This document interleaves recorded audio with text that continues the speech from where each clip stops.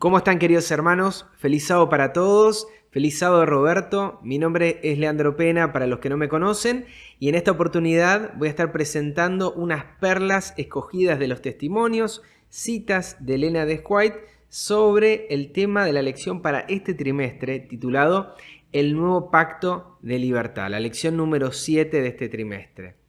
Y me gustaría arrancar hablando de un principio que ya mencioné en la oportunidad anterior que me tocó sobre este espacio, donde mencioné que la libertad es un principio del gobierno de Dios. ¿Sí? Podemos leer acá en la cita: el ejercicio de la fuerza es contrario a los principios del gobierno de Dios. Él desea tan solo el servicio de amor, y el amor no puede ser exigido, no puede ser obtenido por la fuerza o la autoridad. El amor se despierta únicamente por el amor.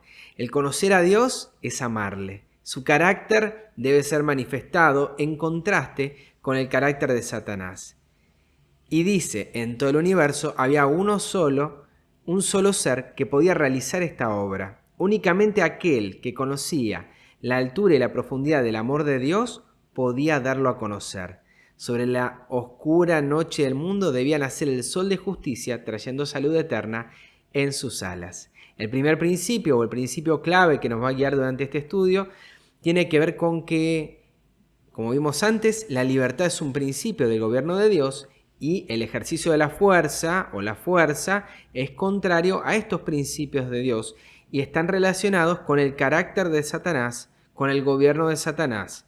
Y el único que podía presentar el principio de la libertad es Cristo Jesús. Por eso vamos a ver un poco el contexto de esta cita que marca un poco el derrotero de esta escuela sabática, el desarrollo. En Juan 8:36, ya leímos en la escuela sabática, dice: así que si el Hijo os libertare, seréis verdaderamente libres. ¿En qué contexto lo dice? Dice el deseo a toda la gente, es página 431 en adelante: entre sus oyentes muchos eran atraídos a él con fe. Y a estos les dijo: si vosotros permaneciereis en mi palabra, seréis verdaderamente mis discípulos y conoceréis la verdad, y la verdad os libertará. Estas palabras ofendieron a los fariseos. Pasando por alto la larga sujeción de la nación a un yugo extranjero, exclamaron coléricamente. Sí, en resumen, pasaron por alto de que eran ellos esclavos, ¿no? Simiente de Abraham somos y jamás servimos a nadie. ¿Cómo dices tú seréis libres? Eran esclavos del Imperio Romano. Jesús miró a esos hombres esclavos de la malicia, cuyos pensamientos se concentraban en la venganza, y contestó con tristeza: de cierto os digo, que todo aquel que hace pecado es siervo del pecado. Ellos estaban en la peor clase de servidumbre, regidos por el espíritu del maligno. Podemos estar sujetos hoy a naciones y regímenes sanitarios o demás, ¿sí?, de lo que hemos estado vinculados estos últimos años, pero para la sierva de Dios y para Jesús sobre todo, la peor esclavitud es estar regidos por el espíritu del maligno. Y fíjense cómo estaban ellos: se ofendían por las palabras de Cristo, eran esclavos de malicia, sus pensamientos se concentraban en la venganza. Todo aquel que rehúsa entregarse a Dios está bajo el dominio de otro poder. No es su propio dueño, ¿sí? No hay nadie libre. Entonces partamos de esa base. Si no queremos servir a Dios, servimos a otro. Somos siervos del pecado. Sigue. Puede hablar de libertad, puede estar en la más abyecta, pero está en la más abyecta esclavitud. No le es dado ver la belleza de la verdad, porque su mente está bajo el dominio de Satanás. Mientras se lisonjea de estar siguiendo los dictados de su propio juicio, obedece la voluntad del príncipe de las tinieblas. ¿Y qué hace Cristo? Cristo vino a romper las cadenas de la esclavitud del pecado para el alma, ¿sí? Así que si el Hijo os libertare, seréis verdaderamente libres, porque la ley del Espíritu de vida en Cristo Jesús, se nos dice, nos ha librado de la ley del pecado y de la muerte. En la obra de la redención no hay compulsión, ¿sí? Es un sinónimo de uso de la fuerza. No se emplea ninguna fuerza exterior.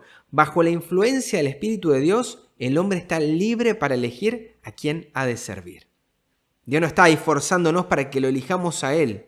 No es un Dios como hoy se utiliza en cuanto al amor, eso que o estás conmigo o no estás con nadie. Dios nos permite elegir. Y si está su Espíritu, está esa posibilidad de poder elegir a quién servir. En el cambio que se produce cuando el alma se entrega a Cristo, hay la más completa sensación de libertad. La expulsión del pecado es obra del alma misma. Por cierto, no tenemos poder para librarnos a nosotros mismos del dominio de Satanás. ¿Sí? Si bien es algo que se produce en nuestra alma, en nuestro ser, no lo podemos hacer. Pero cuando deseamos ser libertados del pecado y en nuestra gran necesidad clamamos por un poder exterior y superior a nosotros, las facultades del alma quedan dotadas de la fuerza divina del Espíritu Santo y obedecen los dictados de la voluntad en cumplimiento de la voluntad de Dios. Entonces vemos acá que lo que produce el deseo y el clamor es libertad. Pero eso solamente es posible si el Espíritu de Dios está dentro nuestro. Él no nos va a forzar, pero nos va a dar la posibilidad de elegirlo. La única condición bajo la cual es posible la libertad del hombre es que se llegue a ser uno con Cristo. La verdad os libertará. Y Cristo es la verdad. El pecado puede triunfar solamente debilitando la mente y destruyendo la libertad del alma. La sujeción a Dios significa la rehabilitación de uno mismo, de la verdadera gloria y dignidad del hombre. La ley divina a la cual somos inducidos a sujetarnos es la ley de la libertad. Entonces vemos acá como dice la sierva, ¿no? La única posibilidad para ser libres es cuando somos uno con Cristo, porque la verdad nos libera y la verdad es Cristo. Y estar en sujeción a Dios significa rehabilitación de uno mismo. Mis hermanos, esta es la verdadera obra de restauración física, mental y espiritual. Vimos también en la escuela sabática que se mencionaba el tema de siervos del pecado o esclavos del pecado. Dice la sierva: ningún siervo puede servir a dos señores. Si servimos al pecado, no podemos servir a Cristo. El cristiano sentirá las inclinaciones del pecado porque la carne codicia contra el espíritu, pero el espíritu batalla contra la carne, manteniéndose en una lucha constante. Aquí es donde se necesita la ayuda de Cristo. La debilidad humana llega a unirse a la fortaleza divina y la fe exclama: más gracias sean dadas a Dios, que nos da la victoria por medio de nuestro Señor Jesucristo. No podemos servirlo, pero en esa lucha es donde el Espíritu, es donde Cristo nos ayuda y donde necesitamos su ayuda y donde nuestra debilidad se une con su fortaleza. Dice otra cita: una gran cantidad de los que profesan ser siervos de Cristo no lo son en realidad. Están engañando sus almas para su propia destrucción. Mientras profesan ser siervos de Cristo, no viven en obediencia a la verdad. Un poquito más adelante, muchos, mientras profesan ser siervos de Cristo, obedecen a otro amo, trabajando diariamente en contra del maestro al que profesan servir. Intereses mundanos y egoístas ocupan el alma, la mente y el vigor de los profesos seguidores de Dios. En todos sus intereses y objetivos son siervos de Mamón. No han experimentado la crucifixión al mundo con sus afectos y lujuria. Pero pocos de entre los muchos que profesan ser seguidores de Cristo pueden decir con el apóstol: lejos de mí esté gloriarme. Pero esté de mí gloriarme, sino en la cruz de nuestro Señor Jesucristo, porque en el mundo me has crucificado a mí y yo al mundo. Si una obediencia voluntaria y un verdadero amor caracterizan la vida del pueblo de Dios, su luz brillará con un brillo santo hacia el mundo. Obediencia voluntaria y verdadero amor. Eso es lo que se nos está pidiendo, eso es lo que se nos está ofreciendo, mejor dicho, en su palabra, como una promesa para que la luz brille. Otro tema que se mencionaba en la escuela sabática, y vemos que vamos hilando un poco estos conceptos, es el de la ley de la libertad. Y dice el versículo: así hablad y así haced como los que habéis de ser juzgados por la ley de la libertad. Y dice la sierva: la felicidad de los hombres y las mujeres reside en su obediencia a las leyes de Dios. En su obediencia a la ley de Dios se ven rodeados como por un cerco y guardados del mal. No pueden ser felices y al mismo tiempo apartarse de los requerimientos específicos de Dios y establecer para sí mismos una norma que deciden que pueden seguir con seguridad. Sigue la cita diciendo: la caída de nuestros primeros padres rompió la cadena dorada de la obediencia implícita de la voluntad humana a la divina. Y nunca más la obediencia ha sido considerada como una necesidad absoluta.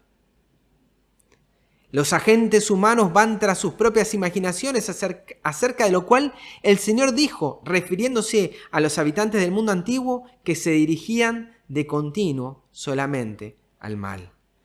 Mediante su palabra y su ejemplo práctico, el Hijo unigénito del Dios infinito nos ha legado un modelo sencillo que debemos copiar. Mediante sus palabras nos han educado para que obedezcamos a Dios. ¿Sí? Las palabras de Cristo nos educan para su obediencia.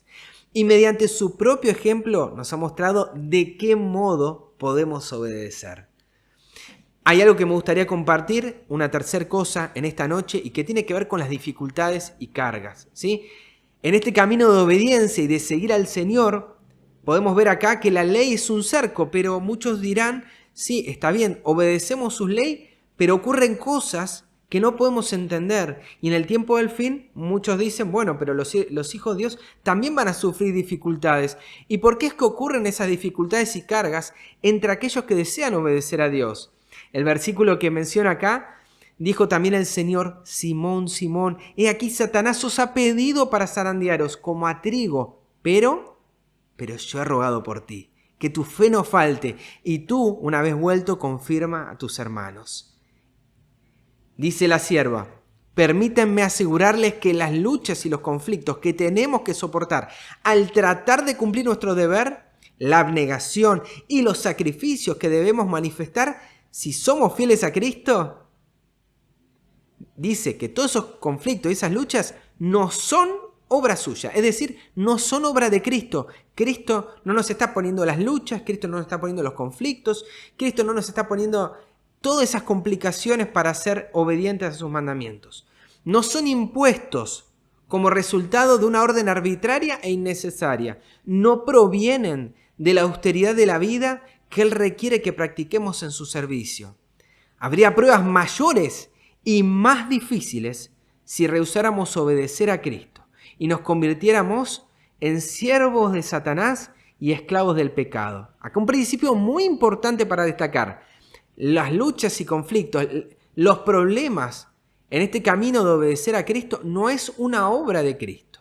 Vemos acá en el pasaje que es Satanás quien ha pedido para zarandearos, pero es Cristo quien ruega por nosotros. Si nosotros rehusáramos obedecer a Cristo, serían peores las cosas que estamos viviendo hoy. Y nos convertiríamos en siervos de Dios y esclavos del pecado. El Señor permite los conflictos a fin de preparar el alma para la paz. El Señor no los da, no los envía, los permite. Jesús nos invita a acudir a Él, dice esta otra cita, para que puedan aliviar nuestras cargadas espaldas del peso que nos abruma y poner sobre nosotros su yugo, que es fácil, y su carga, que es ligera. Esa es la obra de Cristo, no es de ponernos traba en el camino, no nos saca una carga para ponernos un obstáculo en el camino. Él es el que está para aliviarnos. La senda que nos invita a seguir no nos causará dolor alguno siempre que estemos dispuestos a andar por ella. Cuando nos desviamos de la senda del deber, el camino se vuelve difícil y espinoso. Es por nuestra causa, mis hermanos, paréntesis, es por nuestra causa, por desviarnos, que se vuelve difícil, no por Cristo. Los sacrificios que debemos hacer al seguir a Cristo son solo los pasos necesarios ¿para qué? Para regresar a la senda de luz, de paz y de felicidad. La indolencia acrecienta las dudas y los temores. Cuanto más se los consiente, más difíciles de vencer se vuelven. La seguridad está en ¿qué? En abandonar todo apoyo terrenal y aferrarnos de la mano del que levantó y salvó al discípulo que se hundía en el mar tormentoso. Es abandonar todo apoyo ¿Qué será nuestro apoyo, mis hermanos? ¿Será nuestro título, nuestra carrera, nuestra posición económica, social? ¿Cuál es nuestro apoyo? Bueno, la seguridad está en abandonar todo ese apoyo y aferrarnos de la mano de Cristo. Dice la sierva, yo no espero recibir toda mi felicidad en el más allá. No andaba amargada, Elena. Dice, experimento felicidad ya a lo largo de mi camino. No obstante, aunque tengo pruebas y aflicciones, mi mirada está fija en Jesús. Es en los lugares estrechos y difíciles donde Él está precisamente a nuestro lado. Podemos comulgar con Él y colocar nuestras cargas sobre aquel que las lleva todas y decir, oh Señor, no puedo llevar por más tiempo estas cargas. Entonces nos dice, mi yugo es fácil y ligera mi carga. ¿Lo crees tú? Y dice Elena, yo lo he probado, yo lo amo. Veo en él un encanto inigualable y deseo alabarlo en el reino de Dios. Y me gustaría finalizar este segmento con una promesa. Esta promesa que dice que conoceremos la verdad y la verdad os hará libre. Y yo sé que muchos de ustedes hoy están con esa preocupación, no solamente por ustedes, sino por muchos amigos y amigas, vecinos, parientes, que hoy no conocen este mensaje, esposos, esposas, hijos, y que están ustedes en esa lucha orando por ellos. Y me gustaría finalizar con esta promesa que dice así, el Señor tiene sus representantes en todas las iglesias. A estas personas no les han sido presentadas las verdades especiales que sirven como piedra de toque para estos últimos días, bajo circunstancias que trajeran convicción al corazón y a la mente. Por lo tanto, al rechazar la luz, esa luz que vos le enviaste, hablándole de un mensaje importante de la Biblia, al rechazar la luz, no han roto su relación con Dios. Claro, porque capaz no les cayó, como diríamos acá en Argentina, no les cayó la ficha. Pero por no caer en la ficha, ellos no están en el mundo. Todavía no han cortado su relación con Dios. Muchos han caminado fielmente en la luz que ha brillado sobre su senda. Tienen hambre de aprender más acerca de los caminos y la obra de Dios. Por todo el mundo hay hombres y mujeres que miran ansiosamente hacia el cielo.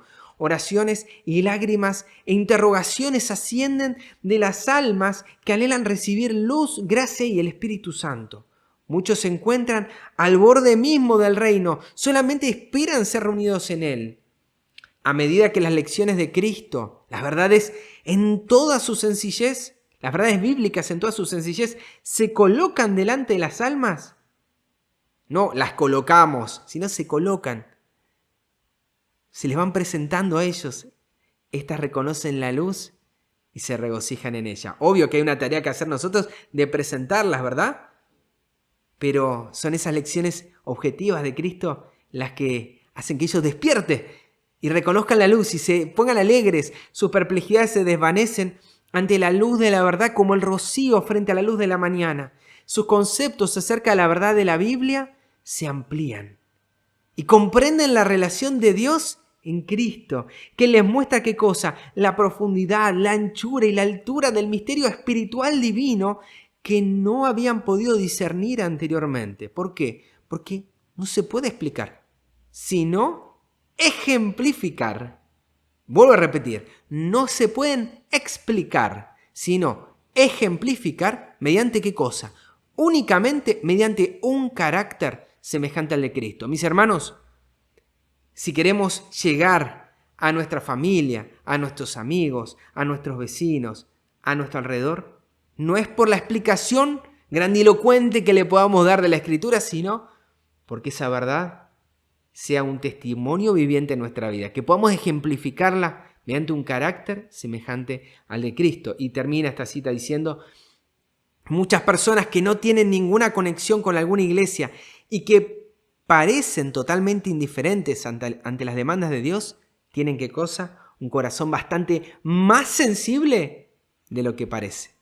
Hasta los menos religiosos tienen sus horas de convicción, cuando sienten ansias de obtener algo más que no tienen.